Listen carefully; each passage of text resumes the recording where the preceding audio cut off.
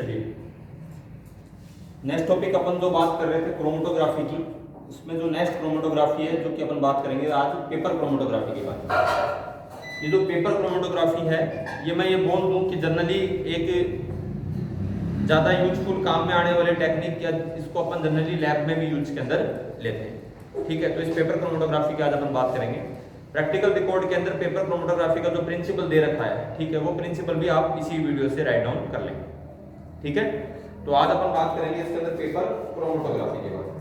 अब एक चीज तो यहाँ पर सबको क्लियर है जो कि मैंने लास्ट क्लासेस के अंदर जो क्रोमेटोग्राफी की हुई है उसमें बता दिया है कि जो क्रोमेटोग्राफी है इसका मीनिंग क्या है, सेपरेशन करना। क्या करना? सेपरेशन करना। इट मींस जो अपन को सॉल्यूशन दिया हुआ है, यानी जो सॉल्वेंट अपन को दिया हुआ है, सॉल्यूट दिया गया है, वो अपन को दो फेज के अंदर मिलता है। फर्स्ट मिलता है स्टेशनरी फेज के अंदर जो कि नॉन मूवेबल होती है, एंड सेकंड मिलता है अपन को मोबाइल फेज के अंदर जो कि कैसी होती है, मूवेबल होती है। ठीक है, तो इन दोनों की हेल्प से अपन क्या कर सकते हैं, जो सॉल्यूशन अपन को दे रखा है या जो कंपोनेंट अपन को दे रखे हैं उनको क्या कर सकते हैं, सेपरेट कर सकते हैं। ये जो कंपोनेंट अपन देखते हैं, ये कंपोनेंट अपन को किसके अंदर हो सकते हैं, सॉलिड लिक्विड में हो सकते हैं, लिक्विड लिक्विड में हो सकते हैं, या लिक्विड गैस के अंदर भी हो सकते हैं। तो अगली जो टाइप है पेपर क्रोमेटोग्राफी, जिसके बारे में आज अपन डिस्कस करेंगे। राइट डाउन कर लीजिएगा इसमें पहले। पेपर क्रोमेटोग्राफी क्रोमेटोग्राफी का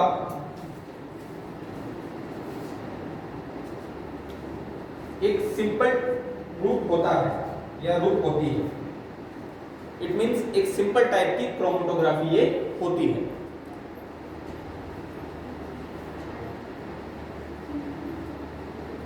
नेक्स्ट टाइम के अंदर लिखना। इसका आविष्कार सर्वप्रथम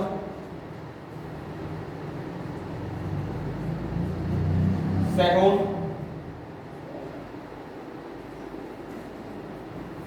वैन के द्वारा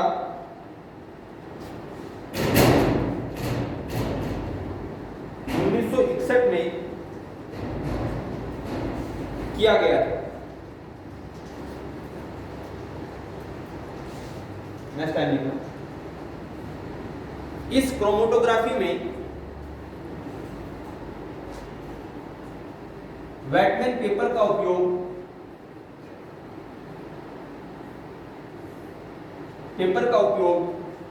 किया जाता है। वेटमैन पेपर का चयन सेपरेट किए जाने वाले component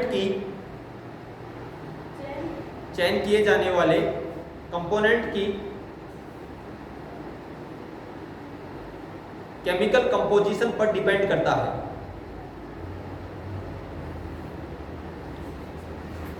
it mean Whatman paper number 1 use में लेंगे, 2 यूज में लेंगे, ये डिपेंड करेगा किसके ऊपर, कि जो कंपोनेंट अपन सेपरेट कर रहे हैं उसके ऊपर। ठीक है, नेक्स्ट टाइम लिखना। सामान्य रूप से वेटमैन पेपर नंबर 1 का उपयोग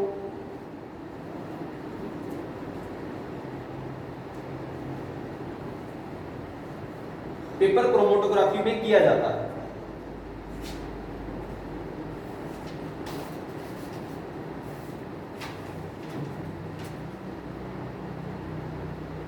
नेक्स्ट लाइन लिखना। इस विधि में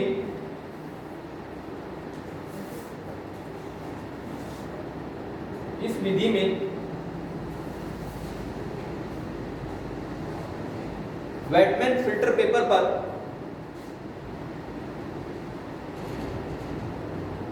सॉल्यूट को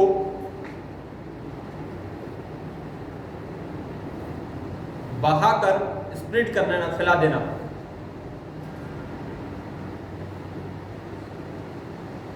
अननोन सैंपल को बहाकर अननोन सैंपल को डिटरमाइन करते हैं या स्टडी करते हैं।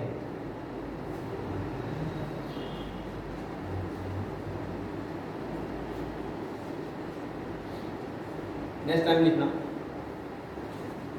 सेपरेट किए जाने वाले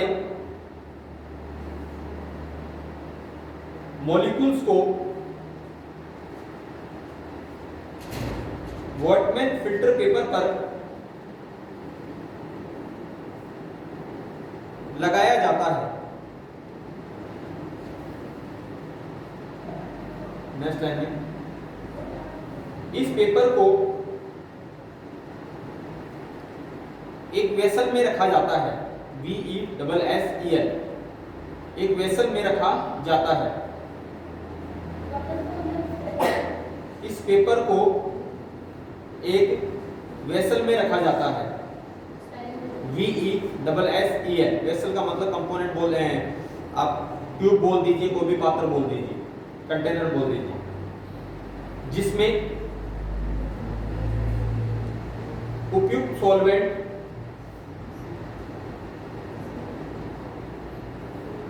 उपस्थित होता है।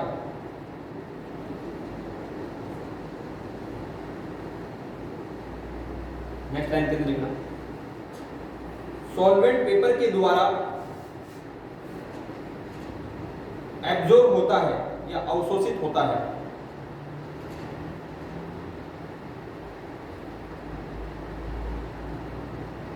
नेक्स्ट लाइन में, अत्यधिक घुलनशील पदार्थ विलायक के साथ तेजी से प्रवाहित होते हैं या ट्रांसपोर्ट होते हैं।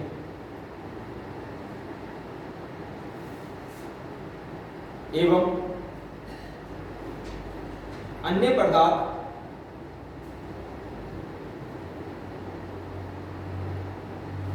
सॉल्युबिलिटी के आधार पर घुलनशीलता स्लो मूव होते हैं। स्लो, धीरे मूव मतलब गति करना, स्लो मूव होते हैं।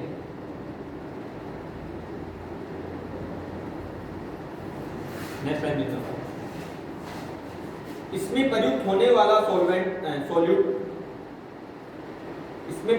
वाला सॉल्यूट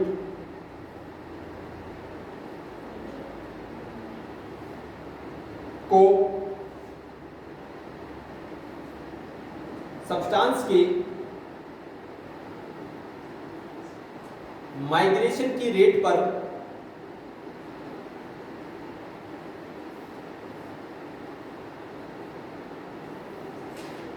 टेस्ट करके काम में लिया जाता है, काम में लिया जाता है। नेक्स्ट लाइन में, पेपर क्रोमेटोग्राफी द्वारा amino acid, nucleotide, chlorophyll pigment, chlorophyll pigments,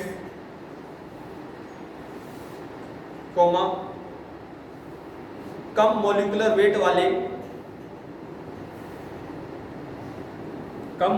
wait वाले मेटाबॉलिक सब्सटेंस को पृथक करने के लिए किया जाता है।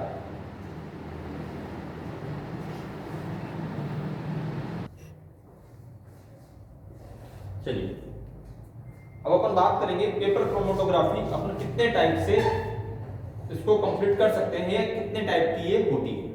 पेपर क्रोमेटोग्राफी क्या है, दो बेसिक प्रिंसिपल उसको आप समझने की कोशिश करिए। वो क्या होता है, एक तरफ अपन को सॉल्यूशन लेना है, जिस सॉल्यूशन को अपन को सेपरेट करना है। ये दो प्रकार के कंटेंट से मिलकर बना होगा, सॉल्यूट और सॉल्वेंट। ठीक है, अपन एक मेथड के द्वारा तो ये कर सकते हैं कि ये जो सॉल्यूशन अपन ले इसके अंदर इसको अपन डीप कर दें। ठीक है, डीप करने के बाद जितना मॉलिक्यूल्स ऊपर की तरफ, अब ये क्या करेगा, वॉटमैन फिल्टर पेपर इसको एब्जॉर्ब करेगा।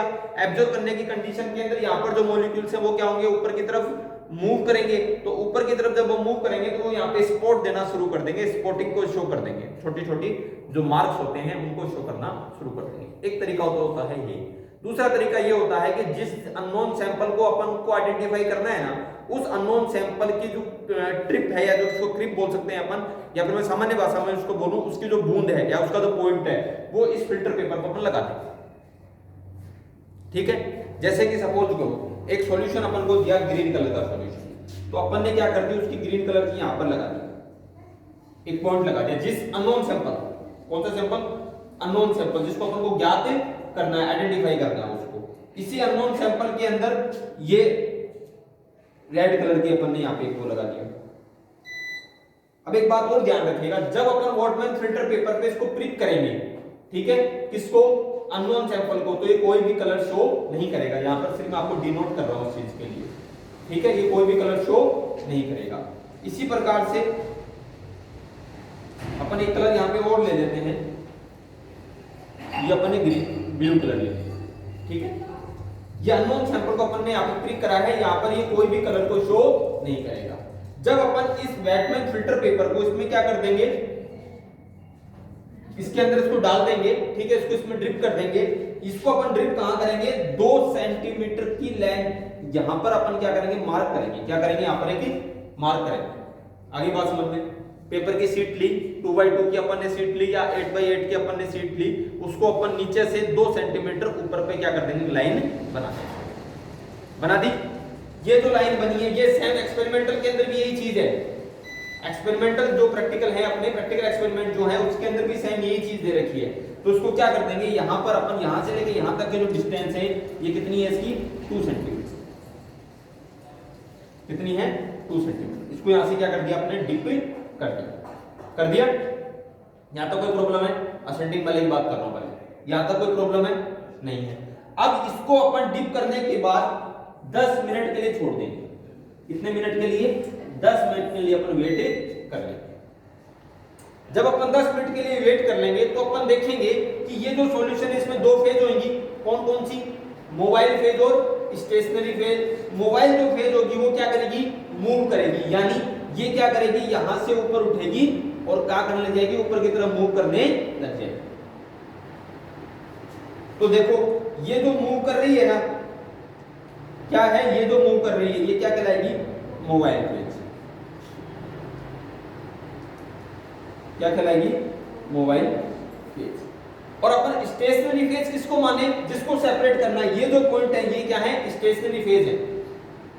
नहीं है बात समझ के अंदर, एक बेसिक सॉल्यूशन ले लिया अपन ने, ये सॉल्यूशन क्या मतलब है, अमाइनो एसिड को सेपरेट करना है, क्या करना है, अमाइनो एसिड को सेपरेट करना है। अमाइनो एसिड किसके साथ रिएक्शन करता है, उसके रिलेटेड सॉल्यूशन को अपन ने यहाँ पर ले लिया।